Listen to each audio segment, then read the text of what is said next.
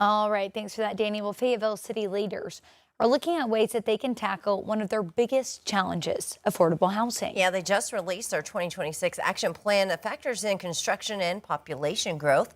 5 News reporter Claire Averbach joining us with those details. Good morning.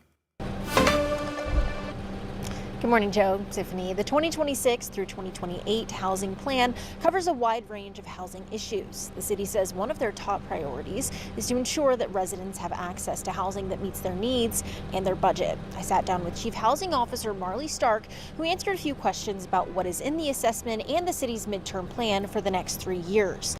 The Housing Action Plan calls for a number of strategies to expand housing options, including developing a long-term funding strategy to expand housing, expanding shelter capacity, and updating the city's comprehensive plan. Stark also encourages more missing middle housing, such as duplexes, townhomes, and accessory dwelling units, also known as ADUs. She says those efforts aren't just about planning for future growth, but to ensure residents have access to housing that matches their needs. It's not only to accommodate, new people that are coming in. It's also about your neighbor that you've known for a number of years who, the rent has gone up on their place and they're looking for something. Maybe they're looking to downsize. Maybe they're aging. I think there are a lot of different use cases that you could think about. The reason why somebody needs a new home in Fayetteville. Stark says the city chose a 3-year plan instead of a longer-term plan because of all the rapid growth in housing in Fayetteville over the last few years. They wanted a plan that was more flexible so they could adapt to as housing needs evolve. Live in Fayetteville, covering news where you live, Claire Everbach, 5 News. Thank you, Claire. In other news this morning, the Arcoma City Council has voted to give the mayor temporary authority over employment decisions involving the police chief and assistant chief. It comes 2 weeks after both were placed on paid administrative leave. We still don't know why. Tensions from the meeting followed Mayor Bobby Weatherford outside as we tried to interview him.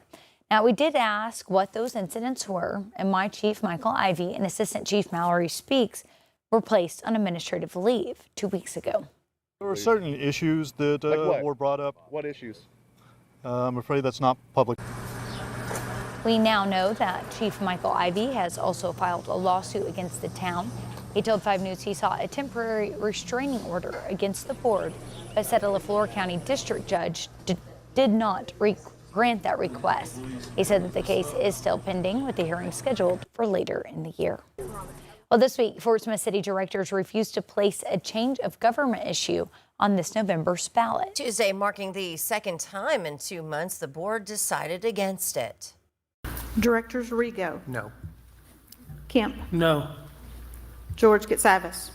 Yes, 2,603 times. Christina Katsavas. Yes. Settle. Abstain. Martin.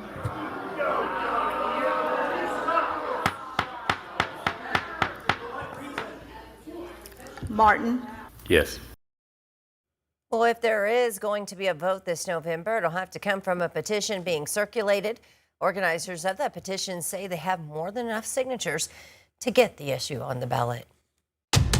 Well, developing in Fort Smith, police are investigating a shooting. On Tuesday, they said one person was found with life-threatening injuries at the southbound on-ramp of I-540 and Kelly Highway.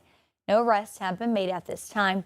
Police say if you have any information, you should contact their department. Well, a Lowell woman accused of allowing child abuse in her home has taken a plea deal. Shannon Price was sentenced to 60 days in jail and 5 years of probation. Shannon and Wesley Price were arrested in June last year after being accused of keeping 2 children inside of a home with no plumbing, heat, or air conditioning. Last month, Wesley Price pleaded guilty to multiple charges and was sentenced to 6 years of probation. Well, the Oklahoma Attorney General's office has filed 2 lawsuits against major insurance companies, claiming they're engaging in a scheme to underpay homeowners for storm damage. Tuesday, a lawsuit was filed against Allstate. Documents say the insurance company limited the authority of field adjusters and applied standards not disclosed to homeowners, which led to lower or the denial of insurance claims. The AG filed a similar lawsuit against State Farm last month. They're seeking civil penalties and injunctive penalties for affected customers. Well, Lincoln Landmark is getting some help from the community after a recent storm damaged its iconic sign. Longtime residents Ivan and Jennifer Huffmaster have started a fundraiser to help replace the sign at American Drive Inn.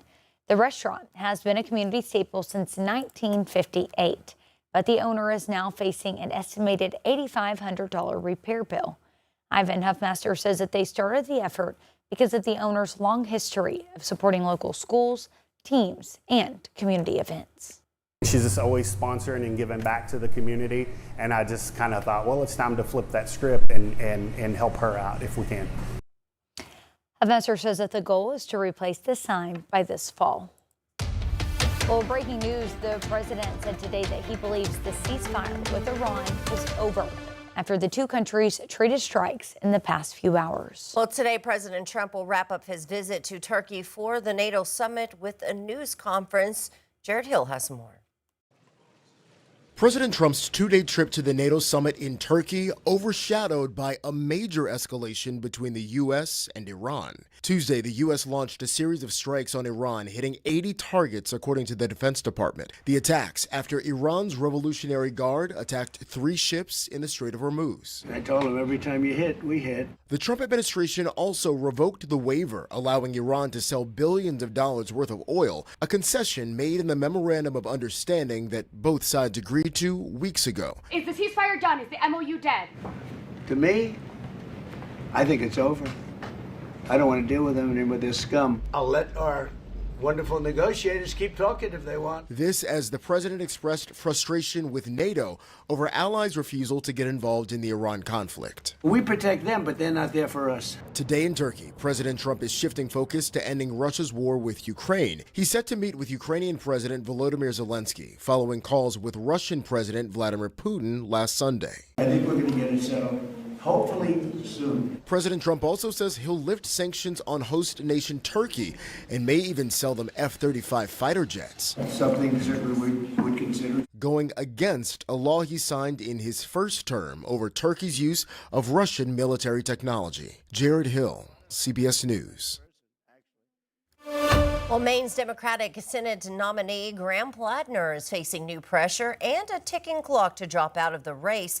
This after a new rape allegation, which he denies. Late Tuesday, the Washington Post reported an accusation from Lindsay Fayetteville and another woman, Jenny Racicott, which told Politico Plattner was drunk when he came over to her home uninvited in 2021 and forced her to have sex with him. On social media Monday, Plattner denied the allegations. Any accusation of non-consensual behavior is categorically false. Well, while Plattner weathered the Democratic primary, he lost nearly all of his big-name supporters. He has until Monday to leave the race in order for the Maine Democratic Party to pick a replacement by their deadline of July 27.